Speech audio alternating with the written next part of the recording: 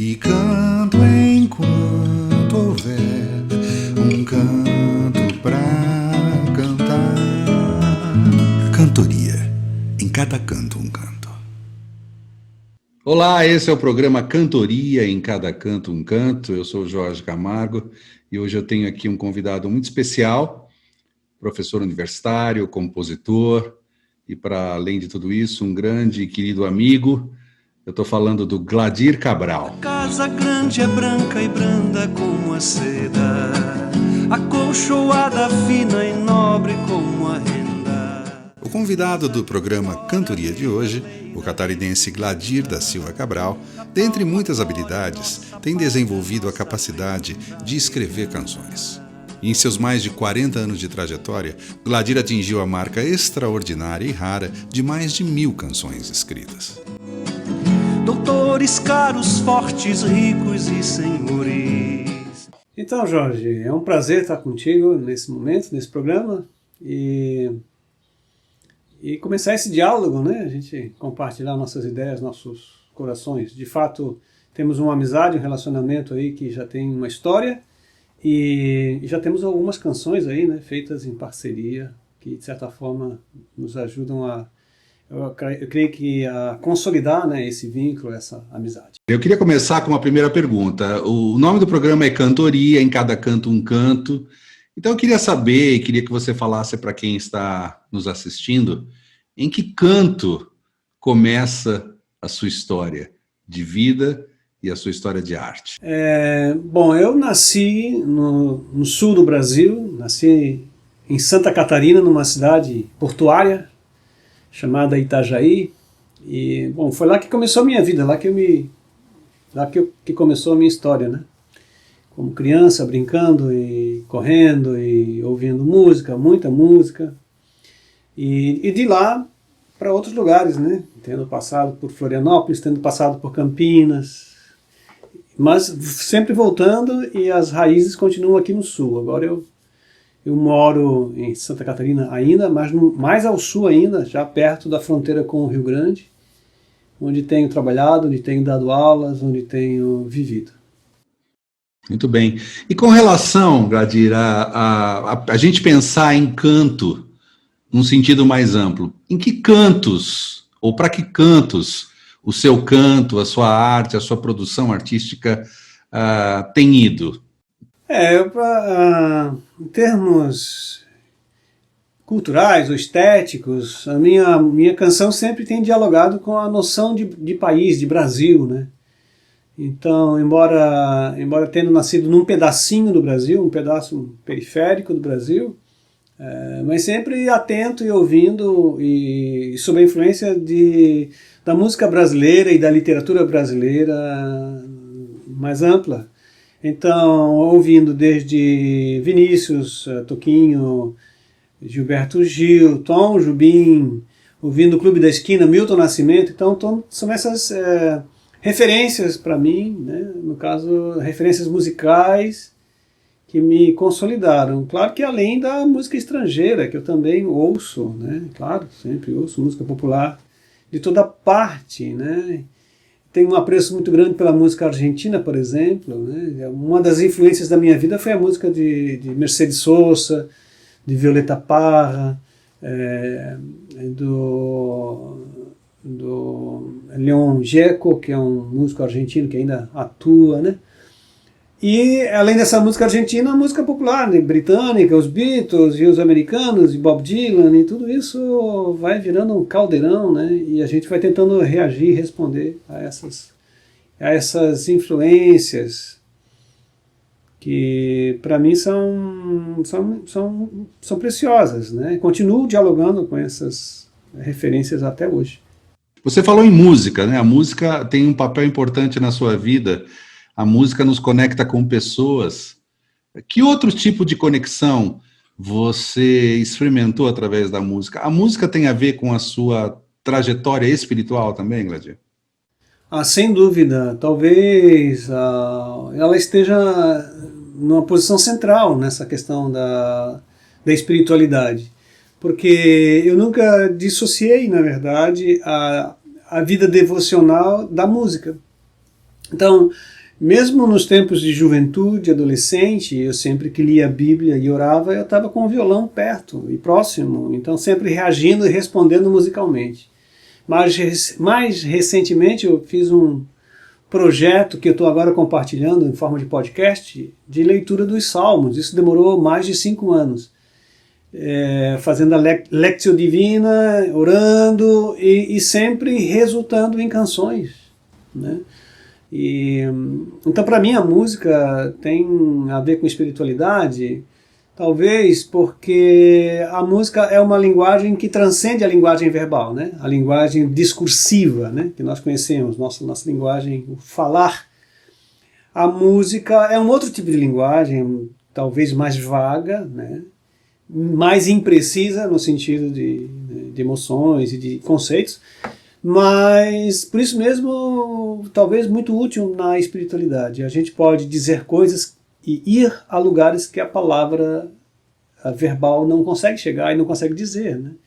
Então certos gemidos inexprimíveis pela linguagem, pela língua portuguesa, podem ser expressos pela linguagem musical. Então, por isso, talvez, para mim, a espiritualidade e a musicalidade andem juntas, né? Sim, e você mencionou essa questão devocional. A gente sabe que você tem uma trajetória, né? Você estudou teologia, você foi ordenado pastor, e eu queria fazer uma pergunta relacionada ao nosso momento atual, né? A nossa história contemporânea.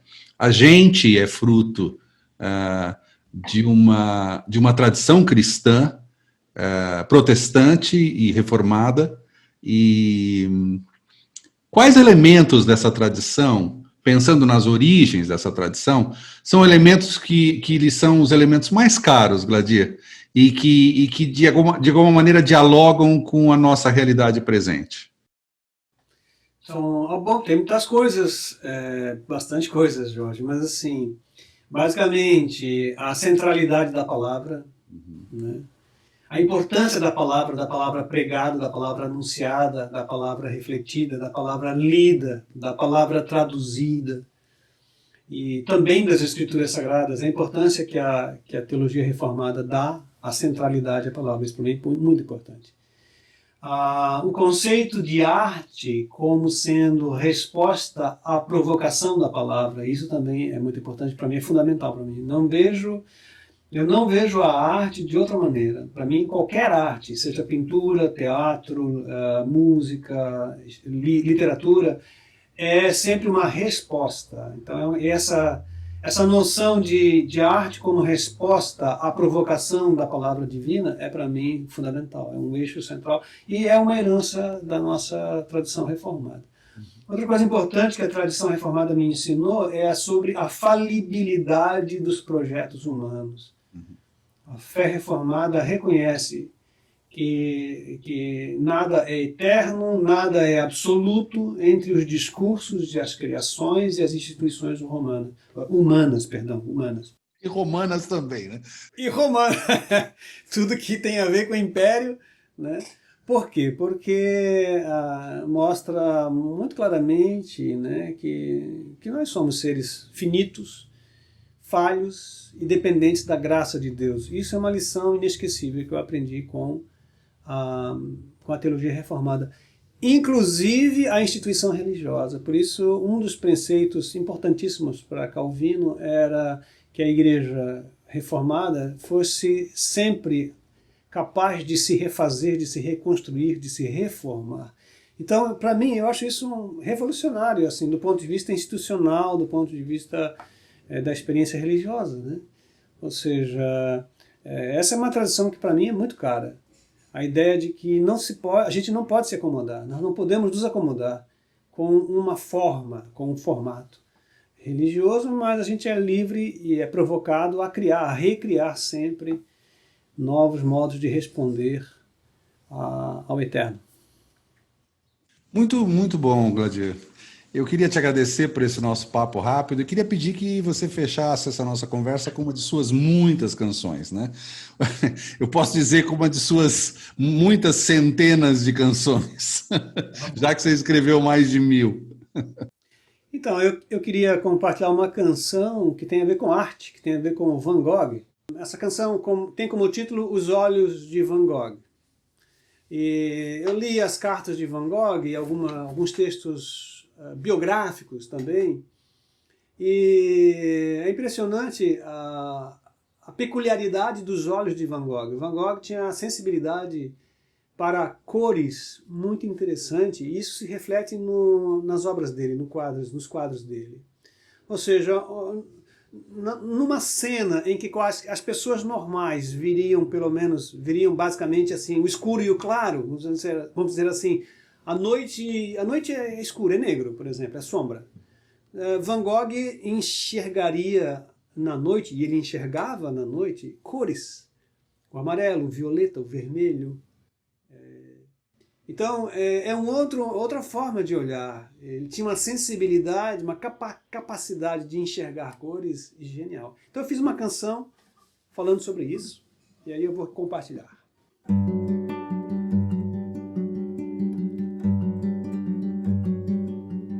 A beleza na vida vivida com graça e afeto, a riqueza naquele que sabe a falta que faz, o vizinho presente, o amigo distante, a criança contente e um tempo de paz, a beleza na noite que finda, no dia que nasce,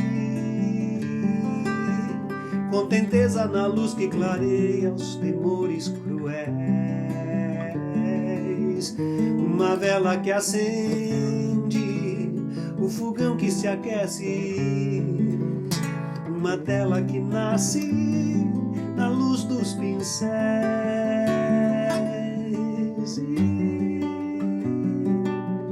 Os girassóis nos campos dançam como sóis, e à noite as estrelas brilham muito mais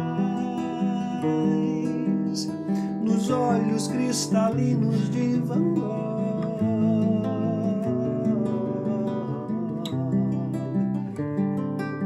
E aí, nos oceanos, lágrimas de sais refletem caravelas presas entre os cais e o brilho luminoso dos faróis,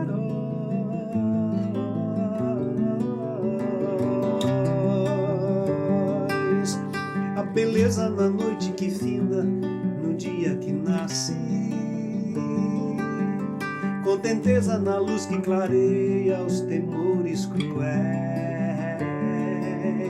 uma vela que acende, um fogão que se aquece, uma tela que nasce na luz dos pincéis. E os girassóis nos campos dançam como sóis, à noite as estrelas brilham muito mais nos olhos cristalinos de Van Gogh.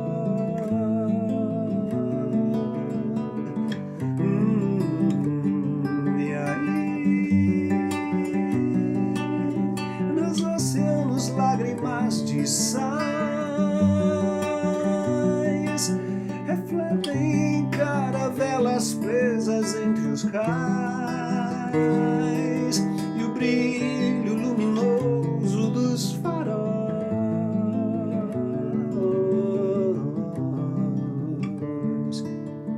a beleza na vida vivida com graça e afeto. Ok, Gladir, muito obrigado, linda canção, obrigado pela participação, pelo seu tempo e pela conversa, tá bom? Um grande abraço, a gente se fala. Bom, esse foi o Cantoria, em Cada Canto um Canto. A gente volta num próximo episódio com um novo convidado. Até lá. E canto enquanto houver um canto pra cantar. Cantoria, em cada canto um canto.